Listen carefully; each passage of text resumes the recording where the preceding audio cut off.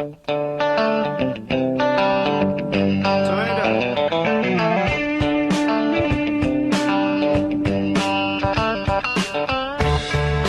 back to The Price of Business. I am your host, Kevin Price, talking to you about you and your business. Brian Gordon, he's a regular on The Price of Business, talking about a subject that I think is absolutely crucial for Americans everywhere, which is the topic of long-term care. And he brings so many different perspectives, and he's an authority on the issue. In fact, he's the go-to guy for financial professionals when it comes to long-term care issues. And so we're delighted that we get to talk to him every week. He comes to us up from the Chicago area, but we're delighted to have him on our program. Brian, how are you, my friend? I am doing well, Kevin. Thank you. Yourself? Great, and glad to have you on. MAGALTC.com, that's MAGALTC, which stands for long-term care.com. Kind of give us a little bit of the history of the company again. Absolutely. Our organization was started back in 1975, before people really knew what long-term care insurance and long-term care planning was all about.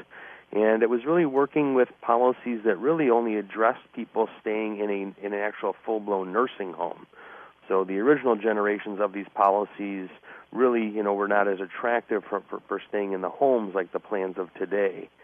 And when we started out, we did a lot of work in smaller towns in the Chicago, and I should say in Illinois, Wisconsin, and Indiana, and in Ohio.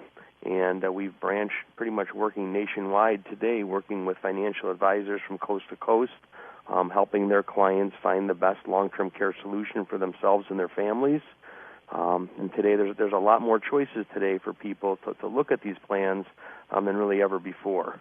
Kind of take us a stroll on memory lane, if you will, when it comes to long-term care and the type of coverage we began with, which you pointed out at the very beginning. You're very limited in your options. You're going to a convalescent home or a facility of some sort. Kind of talk a little bit about the evolution, the changes of plans, that type of thing over the last several years. And that's the great thing is that time, creates more competition and it creates more options. Yeah, absolutely. And the original policies actually would require someone to be hospitalized for 3 days in a nursing home, in a hospital setting for at least 3 nights in order to activate the benefits on a long-term care policy.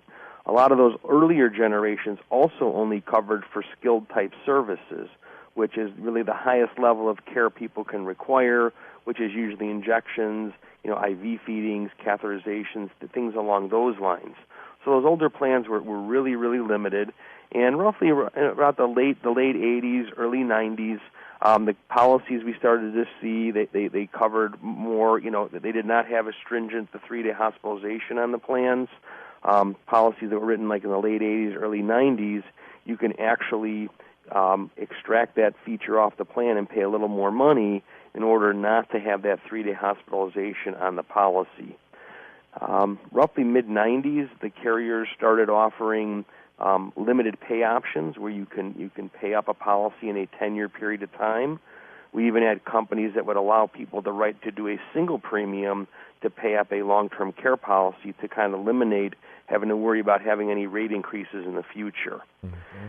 And back in the mid-90s, we were writing a lot of the 5% compounding inflation, and we were also writing a lot of unlimited benefit periods.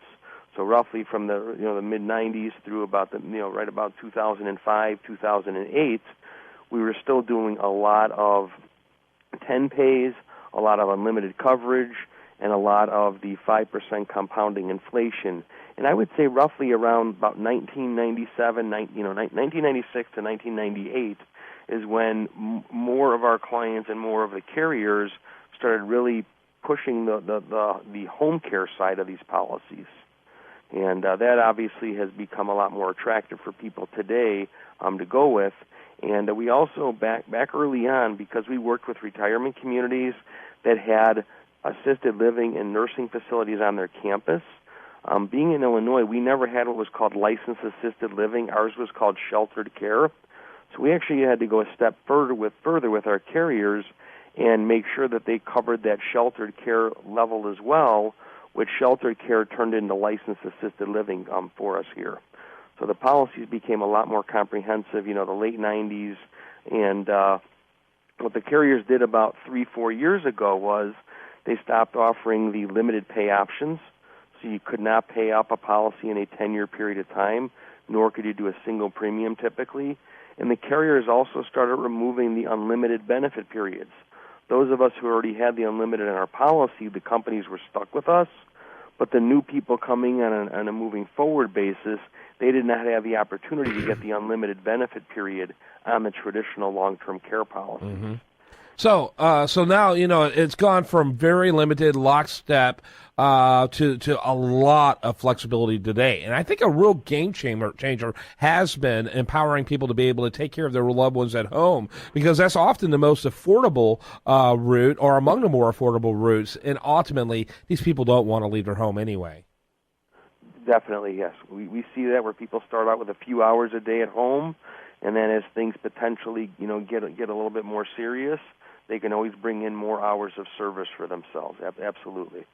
Talk a little bit about what's happening today. Are you seeing a continued ongoing increase in the number of people who are buying it?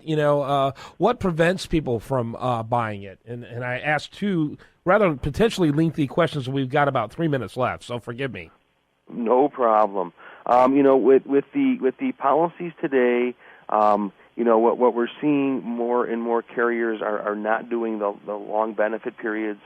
Because of they're seeing the length of the claims today that they're seeing coming through their claims departments on that. So we're seeing a lot more folks, where we're wanting them to be at home whenever possible. The other side to the equation is that we today have the asset-based, the life and LTC plans, and that's where it's giving us more of our growth in the industry. If you look at the industry as a whole, our industry, there's less people that are buying these plans today.